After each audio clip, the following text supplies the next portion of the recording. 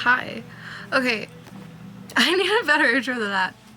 But anyways, hi. I haven't posted in a while. Be reading. Anyways, we're gonna be reading chapter 3. I don't know how long this video is gonna be able to be because I'm on low storage and my phone's at low battery. I know, very bad timing to record, but it's the timing that I found. You're gonna hear background noise because hollow walls. But, okay, so if anyone else has a book, we're on chapter 3, page 41, Phenomenon. Okay. When I opened my eyes in the morning, something was different. It was the light. It was still the gloomy light of a cloudy day in the forest, but it was clear somehow. I realized there was no fog obscuring my window. I jumped up to look outside and then groaned. A fine layer of snow covered the yard, dusted the top of my truck, and whitened the road. But that wasn't the worst part. All the rain from yesterday had frozen solid, coating the needles of the trees in crazy patterns and making the driveway a deadly ice slick. I had enough trouble not falling down when the ground was dry. It might be safer for me to go back to bed now. Charlie left for work before I got downstairs. In a lot of ways, living with Charlie was like having my own place, and I found myself enjoying the space rather than feeling lonely. I threw down a quick bowl of cereal and some orange juice from the carton. I felt excited to go to school, and that worried me. I knew it wasn't the stimulating learning environment I was anticipating or seeing my new set of friends. If I was being honest with myself, I knew I was eager to go to school because I would see Edith Cullen. And that was very, very stupid. Maybe a few of the girls were intrigued by the novelty of the new kid, but Edith wasn't a Michaela or an Erica. I was well aware that my league and her league were spheres that did not touch. I was already worried that just looking at her face would give me unrealistic expectations that would haunt me for the rest of my life. Spending more time looking at her, watching her lips move, marveling at her skin, listening to her voice, was certainly not going to help with that. I didn't exactly trust her anyway. Why lie about her eyes? And of course, there was the whole thing where she might have at one point wanted me dead, so I should definitely not be excited to see her. It took every ounce of my concentration to make it down the icy brick driveway alive. I lost my balance when I finally got to the truck, but I managed to cling onto the side mirror and save myself. The sidewalks at school would be complex today. So much potential for humiliation. My truck seemed to have no problem with the black ice that covered the roads. I drove very slowly, though not wanting to carve a path of destruction through Main Street. When I got out of my truck at school, I discovered why I had so little trouble. Something silver caught my eye, and I walked to the back of the truck, carefully holding the side for support, to examine my tires. There were thin chains crisscrossed in diamond shapes around them. Charlie had gotten up who knows how early and put snow chains on my truck. I frowned, surprised that my throat suddenly felt tight. That wasn't the way it was supposed to be, or the way it was supposed to work. I probably should have been the one to think about putting chains on his tires. If I could... Sorry, I got a message.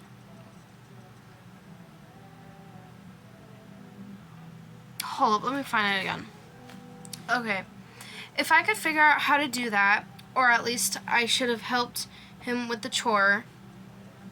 It wasn't his job. Except that actually it kind of was. He was the parent. He was taking care of me, his son.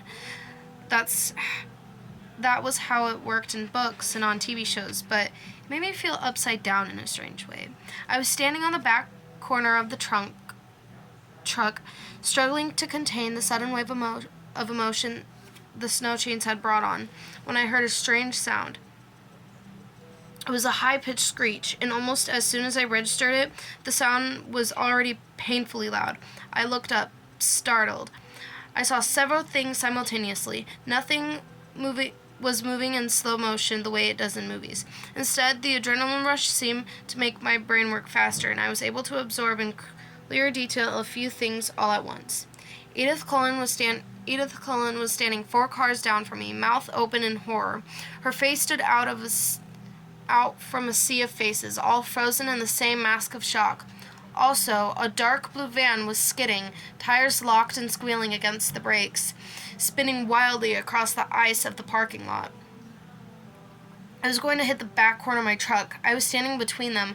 I didn't have time to close my eyes. Just before I heard the shattering crunch of the van folding around the truck bed, something hit me hard, but not the direction I was expecting. My head cracked against the icy blacktop, and I felt something solid and cold pinning me to the ground. I realized I was laying on the pavement behind the tan car I parked next to, but I didn't have a chance to notice anything else because the van was still coming. It had curled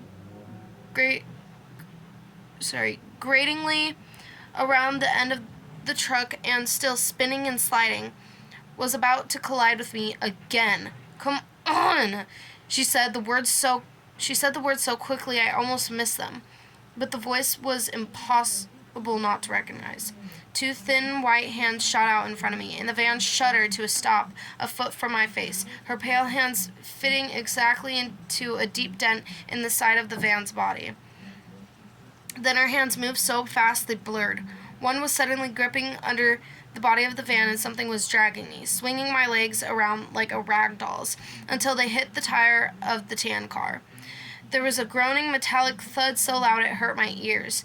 Then the van settled, glass popping onto the asphalt, exactly where a second ago my legs had been. It was absolutely silent for one long second, then the screaming started. In the abrupt chaos, I could hear more than one person shouting my name, but more clearly than all the yelling, I could hear Edith Cullen's low, frantic voice in my ear. "Bo, are you all right?" "I'm fine." My voice sounded strange.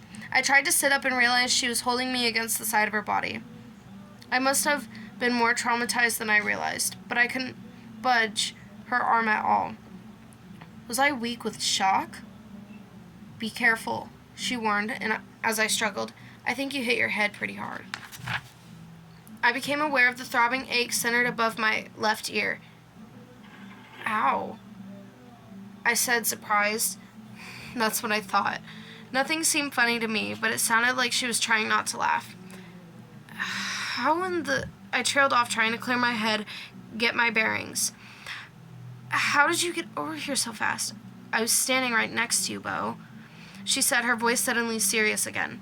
I turned to sit up, and this time she helped me, but then she slid as far from me as she could in the limited space. I looked at her concerned, innocent expression and was disoriented again by her gold-colored eyes. What was I asking her? And then they found us, a crowd of people with tears streaming down their faces, shouting at each other, shouting at us. "Don't move," someone instructed. "Get Taylor out of the van," someone else shouted. There was a flurry of activity around us. I tried to get up, but Edith's hands pushed my shoulder down. "Just stay put for now." "But it's cold," I complained. It surprised me when she chuckled under her breath. There was an edge to the sound. "You were over there," I suddenly remembered, and her chuckle stopped short. "You were by your car." Her expression hardened abruptly. "No, I wasn't." "I saw you." Everything around us was confusion. I could hear the lower voices of adults arriving on the scene, but I stubbornly held on to the argument. I was right, and she was going to admit it. "Bo, I was standing with you, and I pulled you out of the way." She stared at me, and something strange happened. It was like the gold of her eyes turned up, like her eyes were drugging me, hypnotizing me. It was devastating in a weird way, exciting way, but her expression was anxious. I thought she was trying to communicate something crucial. "But that's not what happened," I said weakly. The gold in her eyes blazed again. "Please, Bo." "Why?" I asked. "Trust me?" she pleaded. I could hear the sirens now. Will you explain everything to me later? Fine, she snapped, suddenly exasperated. Okay, I mumbled, unable to process her mood swings with everything else I was trying to come to terms with. What was I supposed to think, when what I remembered was impossible? It took 6 EMTs and 2 teachers, Miss Varner and Coach Clapp, to shift the van far enough away from us to bring the stretchers in. Edith insisted she hadn't been touched, and I tried to do the same, but she was quick to contradict me. She told them I hit my head, then made it sound worse than it was, throwing around words like concussion and hemorrhage. I wanted to die when they put on the neck brace. It looked like the entire school was there, watching somberly as they loaded me into the back of the ambulance. Edith got to ride in the front. It was 1,000 times more humiliating than I'd imagined today would be, and I hadn't even made it to the sidewalk. To make matters worse, Chief Swan arrived before they could get me safely away. Bo! He yelled in panic when he recognized me on the stretcher. I'm completely fine, Dad, I sighed. There's nothing wrong with me. He rounded the closest EMT for a second opinion. While the EMT tried to talk him down, I tuned them out to consider the jumble of absurd images churning in my head, images that were not possible. When they lifted me from the car, I had seen the deep dent in the tan car's bumper, a very distinct dent that fit the slim shape of Edith's shoulders, as if she braced herself against the car with enough force to damage the metal frame. And then there was her family, looking on from a distance with expressions that ranged from disapproval, Eleanor, to fury, Royal, but held no hint of concern for their little sister's safety. I remembered the sensation of almost flying through the air, that hard mass that pinned me to the ground. Edith's hand under the frame of the van, it was holding the van off the ground. I tried to think of a logical explanation that could make sense of what I had just seen. All I could come up with was that I was having a psychotic episode. I didn't feel crazy, but maybe crazy people always felt sane. Naturally, the ambulance got a police escort to the county hospital. I felt ridiculous the whole time they were unloading me. What made it worse was Edith simply glided through the hospital doors on her own. They put me in an emergency room, a long room with a line of beds separated by pastel pattern curtains. A nurse put a pressure cuff on my arm and a thermometer under my tongue. Since no one bothered pulling the curtain around to give me some privacy, I decided that I wasn't obligated to wear the embarrassing neck brace anymore. As soon as the nurse walked away, I quickly unfastened the Velcro and threw it under the bed. There was another flurry of hospital personnel, another stretcher brought to the bed next to me. I recognized Taylor Crowley from my government class beneath the blood-stained bandages wrapped tightly around her head. Taylor looked 100 times worse than I felt, but she was staring anxiously at me. Bo, I'm so sorry. I'm fine, Taylor. You look awful. Are you all right? As we spoke, nurses began unwinding her bloody bandages, exposing dozens of shallow slices all over her forehead and left cheek. She ignored me. I thought I was going to kill you. I was going too fast, and I hit the ice wrong. She winced as one nurse started dabbing at her face. Don't worry about it. You missed me. How did you get out of the way so fast? You were there and then you were gone. Edith shoved me out of the way. She looked confused. Who? Edith Cullen. She was standing next to me. As usual, I didn't sound believable at all. Edith? I didn't see her. Wow, it was all so fast, I guess. Is she okay? I think so. She's here somewhere. They didn't make her use a stretcher. I knew I wasn't crazy. What had happened? There was no way to explain away what I'd seen. They wheeled me away then to x-ray my head. I told them there was nothing wrong and I was right. Not even a concussion. I asked if I could leave, but the nurse said I had to talk to the doctor first. So I was trapped in the ER, harassed by Taylor's constant apologies and promises to make it up to me. No matter how many times I tried to convince her I was fine, she continued to beg for forgiveness. Finally, I closed my eyes and tried to ignore her. "Is he sleeping?" a musical voice asked. My eyes flew open. Edith was standing at the foot of my bed, her expression more a smirk than a smile. I stared at her, trying to put the pieces together in my head. She didn't look like someone who could stop attacking vehicles with her bare hands. But then she didn't look like anyone I'd ever seen before. "Hey, Edith, I'm really sorry," Taylor began. Edith lifted a hand to stop her.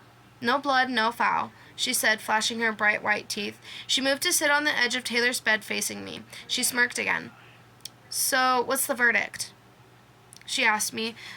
"There's nothing wrong with me, but they won't let me go," I said. "How come you aren't strapped to a gurney like the rest of us?" "It's all about who you know," she answered. "But don't worry, I came to spring you." Then a doctor walked around the corner and my mouth fell open. She was young, she was blonde, and she was more beautiful than any movie star I'd ever seen. Like someone sliced up Audrey Hepburn, Grace Kelly, and Marilyn Monroe and took the best parts and glued them together to form one goddess. She was pale though, and tired-looking with circles under her dark eyes. From Charlie's description, this had to be Edith's mom.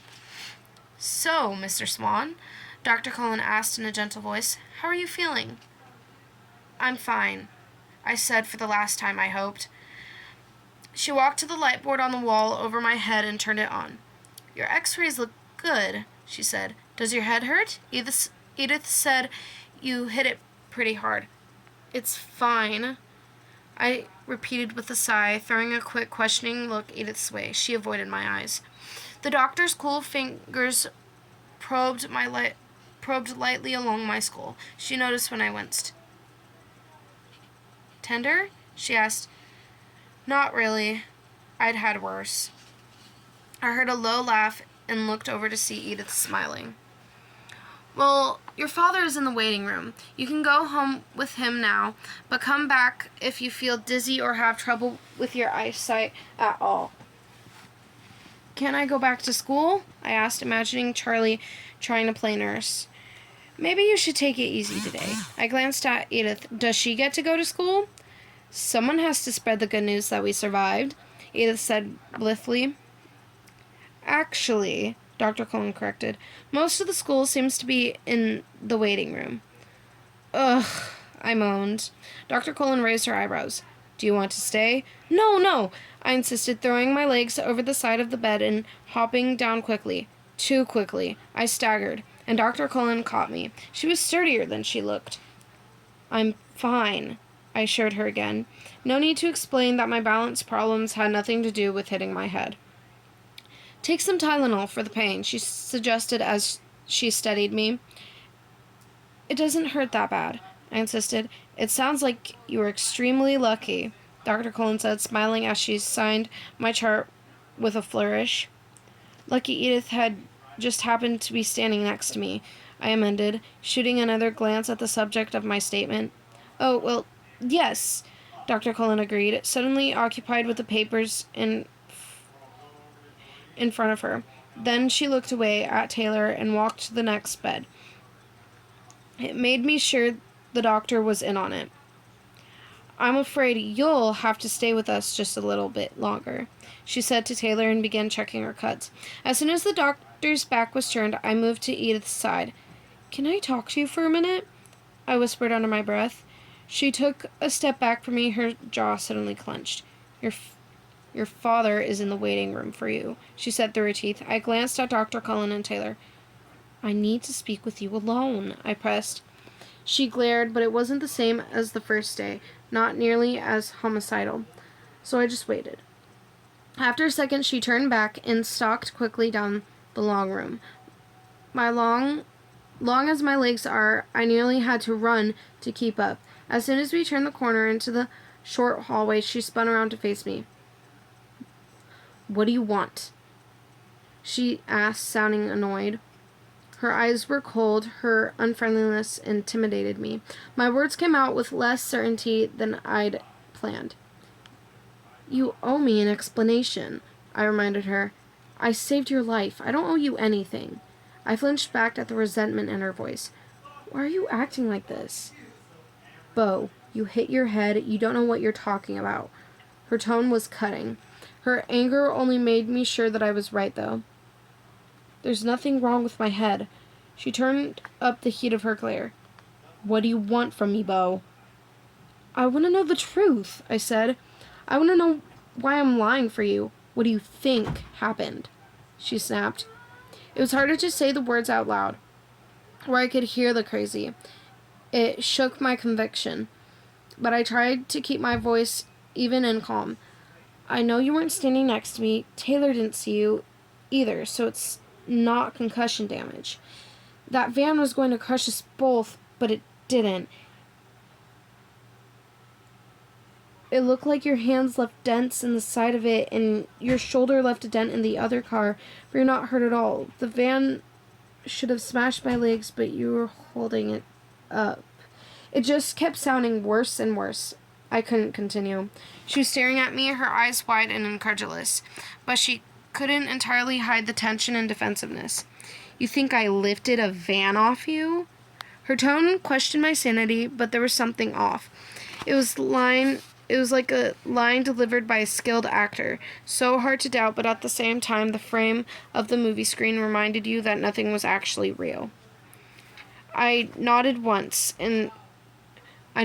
She smiled hard and mocking. Nobody will believe that, you know. I'm not going to tell anybody. Surprise flitted across her face, and the smile faded. Then why does it matter? It matters to me, I said. I don't like to lie, so there'd better be a good reason why I'm doing it. Can't you just thank me and get over with it? Thank you, I said, then folded my arms, waiting. You're not going to let it go, are you? Nope. In that case, I hope you enjoy your disappointment. She scowled at me, and I stared back, thoughts scattered by how beautiful her anger was. I was the first to speak, trying to keep myself focused. I was in danger of being totally distracted. It was like trying to stare down a destroying angel. If you were going to be like this about it, I said, why did you even bother? She paused, and for a brief moment, her perfect face was unexpectedly vulnerable. I don't know, she whispered, and then she turned back on me and walked away. It took me a few minutes until I was able to move. When I could walk, I made my way slowly to the exit at the end of the hallway. The waiting room was unpleasant, like I'd expected. It seemed like every face I knew in Forks was there, staring at me. Charlie rushed to my side. I put up my hands. There's nothing wrong with me, I assured him, abruptly aggravated by the whole crazy situation. What did the doctor say? Dr. Cullen saw me, and she said I was fine and I could go home. Michaela, Jeremy, and Erica were all there, beginning to converge on us. Let's go, I urged. Charlie put one arm out toward me like he thought I needed support. I retreated quickly toward the exit doors, waving half-heartedly at my friends. Hopefully they would forget about this by tomorrow. Unlikely. It was a huge relief the first time I'd ever felt that way, to get into the cruiser. We drove in silence. I was so wrapped up in my thoughts that I barely knew Charlie was there. I was positive that Edith's defensive behavior in the hall was a confirmation of the bizarre things I could hardly believe I'd seen. When we got to the house, Charlie finally spoke. You'll need to call Renee. He hung his head, guilty. I was appalled. You told Mom? Sorry. I slammed the cruiser's door a little harder than necessary on my way out. My mom was in hysterics, of course. I had to tell her I felt fine at least 30 times before she would calm down. She begged me to come home, forgetting the fact that the home was empty at the moment. But her pleas were easier to resist than I would have thought. I was consumed by the mystery Edith presented, and a little more than obsessed with Edith herself. Stupid, stupid, stupid. I wasn't as eager to escape Forks as I should be, as any normal sane person would be. I decided I might as well go to bed early that night. Charlie continued to watch me anxiously, and it was getting on my nerves. I stopped on my way to grab 3 Tylenol from the bathroom. They did help, and as the pain eased, I drifted to sleep. That was the first night I dreamt about Edith Cullen. That was chapter 3 of Life and Death. It ended page 51. Chapter 4 will start page 52. I would love to read more. I know I said in the description of the last one that I would read more, but it's late and I have stuff I need to do before I go to bed. I technically should be going to bed right now. So I will read more some other time, but I hope you enjoyed chapter 3. Bye!